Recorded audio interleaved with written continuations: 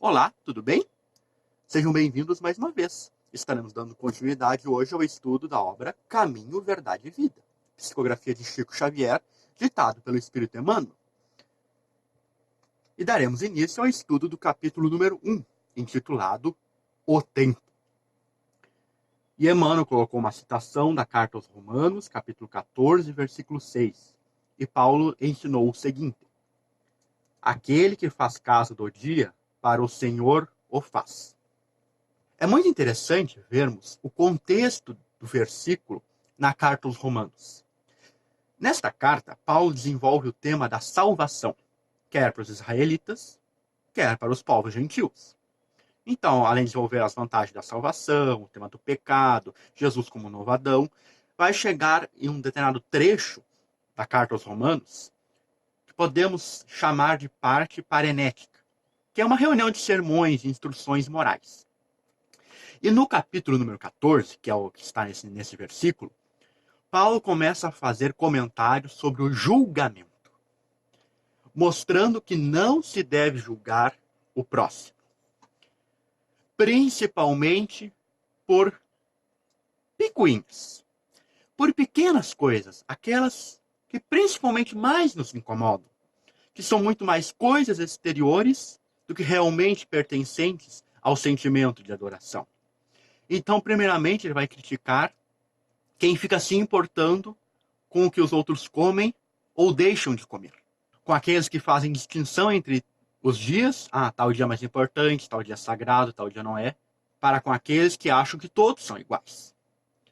Qual é a tese sustentada por Paulo nesses versículos? Que nós vivemos para o Senhor e não para nós mesmos.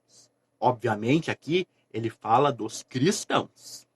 E compara ainda numa analogia muito interessante. Não se pode criticar um trabalhador de um outro patrão. Assim como também não se pode, e aí a analogia é atual, criticar um trabalhador por ter recebido uma tarefa diferente. Cada um recebe uma tarefa, uma missão, e a desempenha de acordo com as suas possibilidades e com as suas capacidades. Porque o tempo foi dado para todos. A tarefa, a missão, a oportunidade foi conferida pelo Senhor para nós. Então, já a comparação com a lei do trabalho, nesse primeiro capítulo, já é bastante patente. Quantas vezes ficamos criticando as pessoas dentro do nosso lar, as nossas companhias no centro espírita, onde quer que sejam, por coisas menores, esquecendo de se observar se o trabalho está sendo feito ou não, que é o que realmente importa. Mas vejamos como Emmanuel vai explicar este versículo. A maioria dos homens não percebe ainda os valores infinitos do tempo. Existem efetivamente os que abusam dessa concessão divina, julgam que a riqueza dos benefícios lhes é devida por Deus. E realmente há muitas pessoas assim, acreditando que tudo lhes deve ser dado. Pegando exatamente o exemplo de irmos ao centro espírita, seja como frequentadores, como estudantes ou como trabalhadores, e esperarmos que coisas nos sejam dadas. Que tenhamos facilidades, que sofrimentos, que expiações sejam minorados ou retirados, por aí vai. E assim para mais variadas situações, ficamos esperando que as coisas nos sejam dadas, como se fosse obrigação de Deus nos servir e nos atender aos nossos caprichos. Segue Emmanuel. Seria justo, entretanto, interrogá-los quanto ao motivo de semelhante presunção. Constituindo a criação universal patrimônio comum, é razoável que todos gozem as possibilidades da vida. Contudo, de modo geral, a criatura não medita na harmonia das circunstâncias que se ajustam na terra, em favor de seu aperfeiçoamento espiritual. É lógico que todo homem conte com o tempo, mas se esse tempo estiver sem luz, sem equilíbrio, sem saúde, sem trabalho. Estando aqui encarnados na Terra, muitas vezes nós não valorizamos o tempo. E quando falamos o tempo, não estamos falando do tempo do relógio, das horas, que isso é uma invenção humana, uma convenção, a fim de organizar a sociedade. Está aqui Emmanuel falando do tempo de encarnado. Todos nós aqui viemos com um determinado objetivo espiritual. E muitas vezes mergulhamos num turbilhão materialista, apenas nos importando com as coisas terrenas. Crentes de que somos senhores absolutos do nosso tempo. Crentes de que podemos usá-lo da forma que nos der na telha. Mas, na verdade, não funciona assim. Nós não somos os senhores do tempo. Deus é que o é. Nós somos os usufrutuários, aqueles que se beneficiam desta concessão divina. E se é uma concessão que impõe condições. Não foi dado de graça para a gente fazer a loucura da nossa cabeça, para darmos impulso às paixões desvaradas e aos devaneios do inconsciente. Tem um objetivo que é muito bem colocado aqui por Emmanuel, o aperfeiçoamento espiritual. E para se valer, então, e sustentar o seu argumento, Emmanuel pondera, questionando. Temos o tempo? Sim. Mesmo que seja provisório, que seja uma concessão, o temos, dentro de certos limites. Mas o que é o tempo sem luz? O que é o tempo sem trabalho? O que é o tempo sem equilíbrio? O que é o tempo sem saúde? Em outras palavras, o que é a encarnação? A nossa vida sem luz, sem trabalho, sem equilíbrio, sem saúde, sem paz de espírito. E ele segue na sequência. Não obstante a oportunidade da indagação, importa considerar que muito raros são aqueles que valorizam o dia, multiplicando-se em toda parte as fileiras dos que procuram aniquilá-lo de qualquer forma. E podemos talvez até nos perguntar, por que isso acontece? Porque nós vivemos como se não fôssemos morrer. Nós deixamos o assunto da morte, da desencarnação, de lado. Por isso se tornam raros aqueles que sabem ser gratos, que sabem valorizar a oportunidade. Porque muitas vezes deixamos para nos reconciliar, para perdoar, para tolerar, para acertar um serviço na casa espírita, para começar um livro, para amanhã, para depois, para a semana que vem, lá para frente. Mas será que estaremos encarnados lá para frente? Será que estaremos ainda encarnados semana que vem? Amanhã? E devido a esse pensamento que podemos ir deixando para depois, nós realmente vamos deixando para depois. E o serviço que devia ser feito, o aperfeiçoamento que devia ser conquistado, também fica para depois. E a oportunidade que foi nos dada, a concessão divina, nós colocamos no lixo. A velha expressão popular, matar o tempo, reflete a inconsciência vulgar nesse sentido. Nos mais obscuros recantos da terra, há criaturas exterminando possibilidades sagradas. No entanto, um dia de paz, harmonia e iluminação é muito importante para o concurso humano na execução das leis divinas. Com certeza. Como realizar o trabalho do perdão com rancor? Não tem como. Como realizar o trabalho da caridade com preguiça? Não tem como. Por isso, estes valores da harmonia, da luz, da paz, precisam estar associados ao tempo, associados à nossa vida. E ele segue. Os interesses imediatistas do mundo clamam que o tempo é dinheiro, para em seguida recomeçarem todas as obras incompletas na esteira das reencarnações.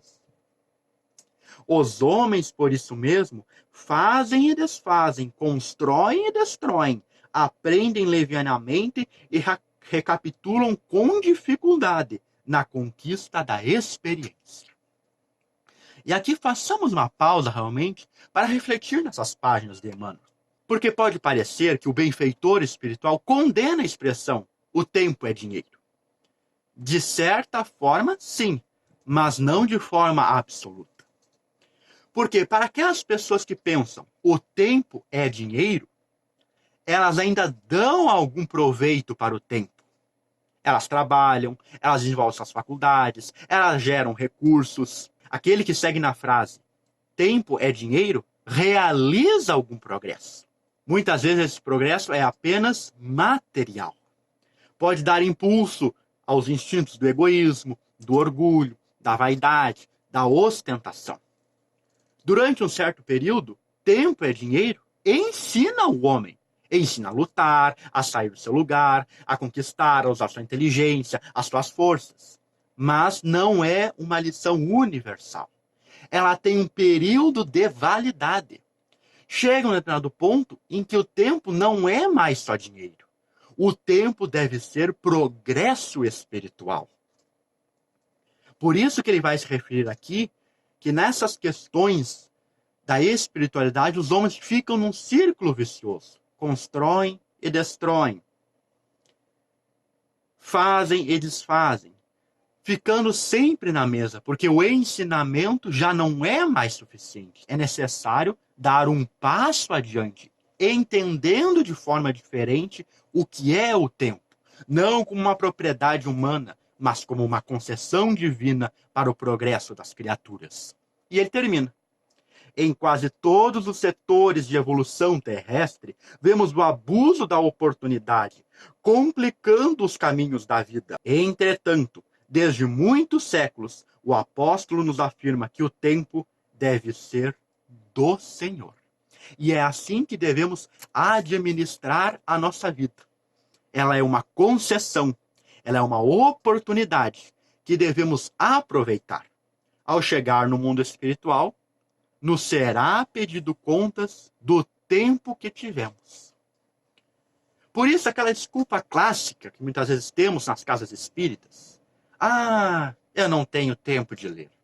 Ah, eu não tenho tempo para esse trabalho. Ah, eu não tenho tempo para isso. Deve ser muito bem pesado. Porque Deus nos concedeu tempo para todos. Usando a questão do relógio humano, todos nós temos 24 horas.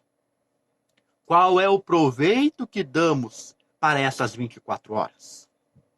Se Deus nos concedeu esse tempo, é porque ele é o ideal, o adequado para as nossas necessidades e para alcançarmos o progresso de que necessitamos.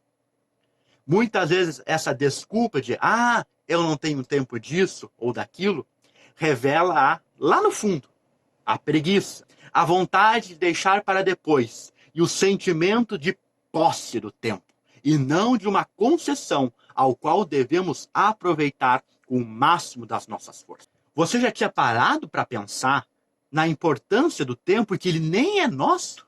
Que ele é uma graça divina, uma concessão?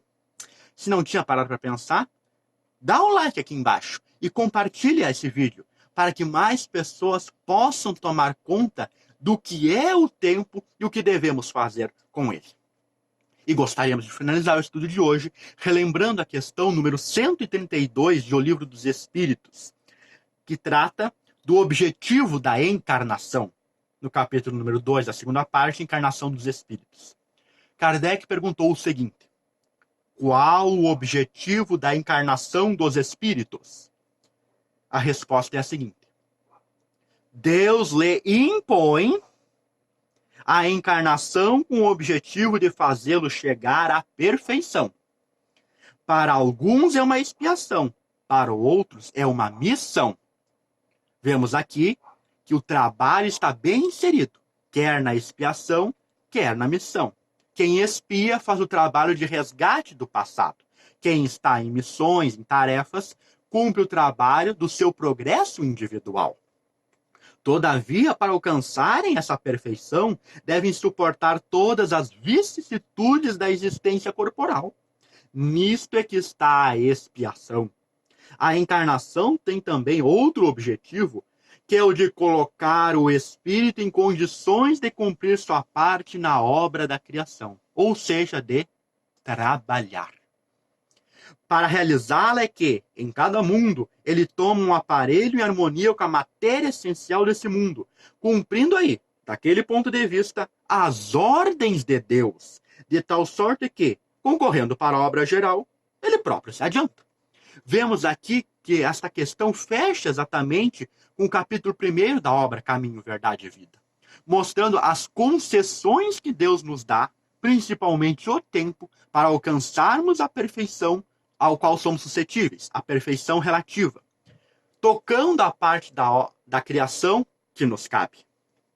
E aí Kardec comenta: a ação dos seres corpóreos é necessária à marcha do universo, mas Deus, em sua sabedoria, quis que, por essa mesma ação, eles encontrassem um meio de progredir e de se aproximarem dele.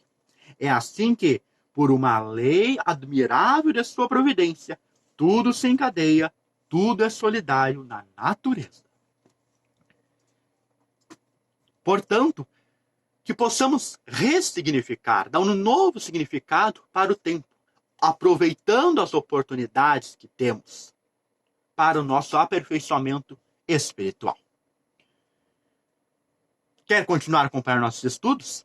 Se inscreve aqui no canal e ativa o sininho para receber todas as notificações de novos vídeos. E vamos seguir a próxima semana lendo e comentando. Até a próxima!